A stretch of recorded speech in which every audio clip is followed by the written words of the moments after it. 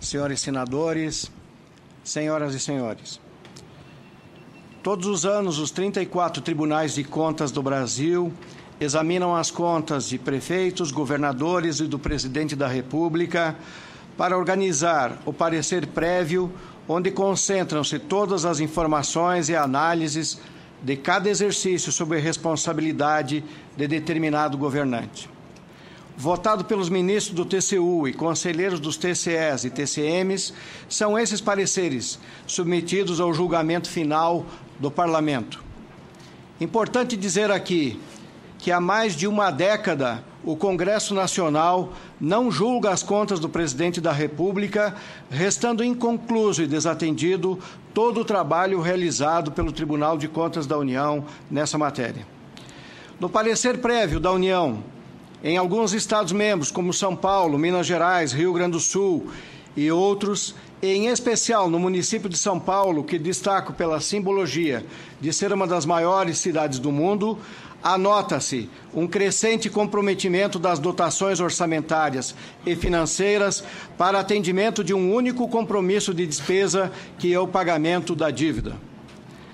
Os tribunais de contas sabem que não basta uma auditoria de conformidade, conferir se foram adequadamente contabilizadas as receitas e despesas e as razões de cada lançamento é necessário, porém insuficiente. No caso da dívida pública, exige-se uma auditoria especial que aprofunde as informações para saber como foram contraídas, que destinação foi dada aos recursos, como essas dívidas cresceram e como liquidar essas obrigações, protegendo as finanças e os interesses do povo. Para compreender e para julgar, é indispensável avaliar a efetividade das políticas públicas. Aqui entra a definição de qual o modelo econômico que o país e os Estados-membros vão seguir. Poder-se-á priorizar as demandas sociais e a construção de infraestrutura ou ampliar a histórica concentração da riqueza, nesse momento centrada no sistema financeiro. A combinação de globalização e concentração de riqueza gerou uma extrema desigualdade dentro dos países e dentro dos países entre suas regiões. Há muito tempo o endividamento deixou de ser um instrumento de financiamento do Estado. Em vez de aportar valores, passou a funcionar como um mecanismo contínuo de subtração de recursos públicos que se direcionam e se concentram no setor financeiro. Números apurados pela auditoria do Tribunal de Contas do Rio Grande do Sul dizem que no nosso estado, onde coordeno a auditoria cidadã da dívida, teve uma dívida refinanciada em 1998 de 9,5 bilhões. De lá até 2012, pagou 17 bilhões e ainda assim deve 43 bilhões, 581 milhões, 663 mil, 126 reais e 38 centavos aos preços de no limite de 31 de dezembro de 2012. Apenas a título do refinanciamento da dívida efetuado junto com a União. De 1998 até 2012, o indexador definido contratualmente, o IGPDI, mais 6% de juros ao ano, cresceu 728%, e a inflação do período, medida pelo IPCA, chegou tão somente a 146%. O senhor secretário do Tesouro Nacional, Arno Agustin, esteve a convite dessa Comissão de Assuntos Econômicos no dia 3 de setembro e desfilou um conjunto de gráficos para demonstrar, aspas, que há um processo no qual os entes federativos vão diminuindo sua dívida com a União, todos foram melhorando, afirma ele, indicando que os estados do Piauí e o Rio Grande do Norte quitaram as suas dívidas. Para caracterizar a melhora, o secretário Arno comparou a dívida com o PIB. Restaram perguntas. Qual o secretário da Fazenda de município, estado ou do país que gerencia PIB? O que é importante é determinar o impacto da dívida sobre o orçamento anual. Ou, em outras palavras, mais consentâneas com a realidade brasileira, qual o serviço público que deixará de ser prestado para pagarmos os juros da dívida. O objetivo da Secretaria do Tesouro, neste momento, é empurrar os endividados para tomarem mais créditos, caracterizando mais do mesmo, especialmente tomando crédito de instituições internacionais.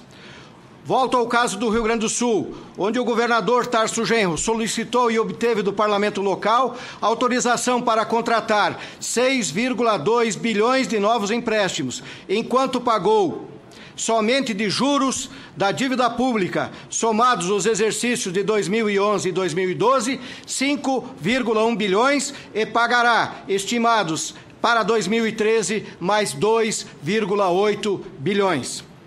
Trata-se de 13% da receita líquida real, percentual não alterado pela subemenda global de relator, conteúdo final do PLC 238/2013, votado pela Câmara dos Deputados. A manter-se aqui no Senado a determinação da Câmara dos Deputados, continuaremos formando o resíduo da dívida até depois de 2020. Ainda que a receita do Estado cresça anualmente, como tem crescido nos últimos 10 anos, 3% real ao ano. Enquanto os investimentos com recursos próprios em 2012 no Rio Grande do Sul, da administração direta, não ultrapassou 360 milhões, atingindo com os empréstimos 1,2 bilhões, nós pagamos 2,5 bilhões de dívida. Muito grave, senhores senadores, é admitir-se numa operação entre entes federados que institua-se a prática de juros, no caso do Rio Grande do Sul, da ordem de 6%, de 7,5% para Minas Gerais e 9% para o município de São Paulo. Juro é lucro sobre capital. Quanto representam os juros na dívida federalizada? Estimativas indicam que eles representam 88,44% do montante ainda devido. São 434 bilhões de um total de 491 bilhões atualizados. A estimativa é justificada pela dificuldade de determinar no global, tendo em vista as taxas diferentes de cada contrato. Mas não são apenas juros, senhores senadores. Existem juros sobre juros. No caso do Rio Grande do Sul, o relatório da Secretaria da Fazenda de 2012, tratando da dívida pública, documento na página 42, documento oficial, diz que, aplicada a lei da usura, decreto federal número 22.626 de 1933, que foi recepcionado pela Constituição de 1988, que diz: é proibido cobrar juros sobre juros. A conta resíduo da dívida do Rio Grande do Sul deveria ser reduzida em 25,3% ou 11,5% do total do estoque da dívida, representando 4,9 bilhões em 31/12/2012. A tabela Price, imprópria sobre todos os aspectos para uma relação entre entes públicos da União, Estados e municípios, imposta nos contratos de federalização das dívidas em 1997 e 98, ao produzir-se resíduo com o limitador de desembolso de 13% da receita líquida real, resulta em anatocismo, prática proibida e condenada pelo STF na súmula 121. Como coordenador do Núcleo de Auditoria Cidadã do Rio Grande do Sul, atuamos em conjunto com o movimento que lá denominamos Dívida Pública, vamos passar a limpo essa conta, que reuniu, em manifesto pela necessidade e urgência da renegociação ou refazimento das dívidas, 96 entidades da sociedade, da Federação das Indústrias, passando pelas centrais sindicais de trabalhadores até a juventude nas suas entidades estudantis.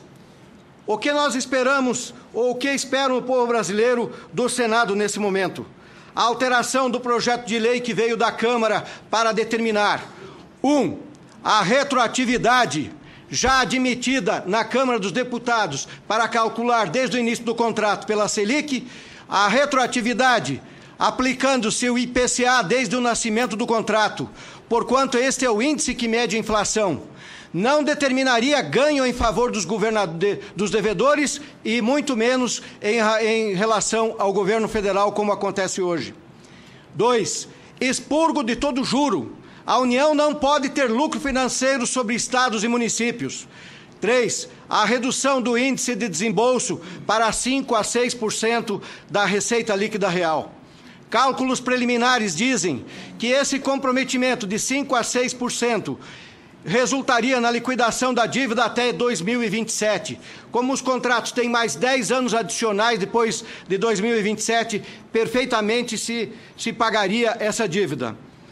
Ademais, esses são os comprometimentos históricos que estados e municípios tinham até renegociarem suas dívidas com a União.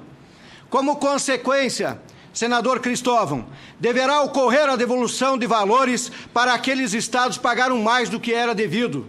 Isto é ato de justiça. Debate relevante tem ocorrido é onde gastar esses recursos que estarão então disponíveis. A resposta é mais democracia ou democracia real. Devemos estimular a participação social no debate sobre a aplicação dos recursos públicos. O Congresso Nacional já legislou, através da Lei Complementar 131 de 2009, para exigir esse tipo de conduta da União, dos estados e dos municípios. A União, reconhecemos nós, não é o melhor exemplo de efetividade do gasto público. Devemos confiar na política de descentralização, permitindo que estados e municípios definam suas prioridades, que certamente estarão condicionadas pelas demandas do povo. Nós, dos tribunais de contas, defendemos também a existência e o funcionamento de estrutura de controles internos e externos dos poderes e órgãos para a consolidação de um sistema de controle externo brasileiro, de modo a inibir a corrupção que anda pelo país. É preciso dizer que não se fará combate à corrupção sem transparência. De resto, pouco presente nas dívidas públicas. Daí a necessidade de auditorias a serem com a atuação e a presença da cidadania. Precisamos responder se, com o refazimento dos contratos de federalização das dívidas dos estados e municípios, teremos uma ampliação da crise fiscal. A crise fiscal federal já está presente. E eu não vou falar aqui da chamada contabilidade criativa. A crise fiscal é determinada pela transferência de enormes quantidades de recursos financeiros para pagamento da dívida pública federal, o que condiciona as decisões de políticas públicas. O exemplo mais recente desta conduta é a realização do leilão de Libra, onde foi exigido no edital o pagamento pelo vencedor de um bônus de 15 bilhões de dólares antecipadamente. A crise fiscal se expressa gravemente sempre no comparativo entre os valores fixados orçamentariamente pela União para as obras do PAC, por exemplo, e aquelas efetivamente executadas em cada exercício. É impressionante quando ouvimos, já vou concluindo, senhor presidente, impressionante quando ouvimos a expressão contingenciamento orçamentário. Significa ausência de investimento para as necessidades básicas da população e ampliação de recursos para pagamento dos juros. O PLC 238, aprovado na Câmara dos Deputados, colocará um patamar mais equilibrado na situação criada a partir da renegociação da dívida dos estados em 1998, pela Lei 9.496? Não, isto é um ledo engano. O sistema da dívida continuará a usurpar a maior fatia de recursos públicos se mantido o projeto aprovado na Câmara dos Deputados. O refazimento dos contratos de federalização da dívida não resultará, se adotado o IPCA, desde o nascimento, em ganhos para alguns ou prejuízos para outros. Resultará num processo de justiça para os devedores. A dívida não é um tema a ser medido somente por resultados financeiros. O que se está discutindo é uma relação sadia entre os entes da federação. Agradeço muito por poder falar nesta importante comissão. Permaneço aqui para eventuais questionamentos. Muito obrigado por terem me ouvido.